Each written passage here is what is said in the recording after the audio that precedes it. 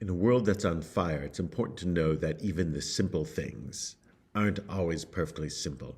The world's on fire, of course, in Southern California. It is on fire worldwide with wars that burn. And, of course, domestically, we have politics that are at the ignition point. How do we deal with this? It's both to understand that there are simple, pragmatic, short-term solutions and long-term solutions we have to understand. This is evident in the Torah this week at the deathbed scene of the patriarch Jacob, also known as Israel. He adopts his grandchildren as his own children.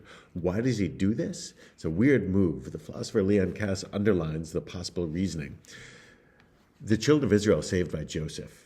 Joseph becomes a de facto Egyptian, unrecognizable to his brothers because he's become so Egyptian.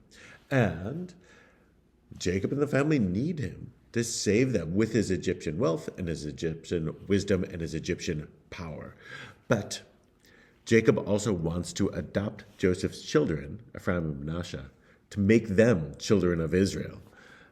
Because while Egypt will benefit them in the short term, long term he has a mission. That is the mission of the people of Israel. He benefits he learns what he can from Egypt in the short term, but also wants to pull back long term. This is how we have to approach all of our problems, which is a sense of knowing what's needed in the short term and not stopping there. Just because there's a short-term goal, you have to think of how long-term you can maintain that. This is true in so many different areas.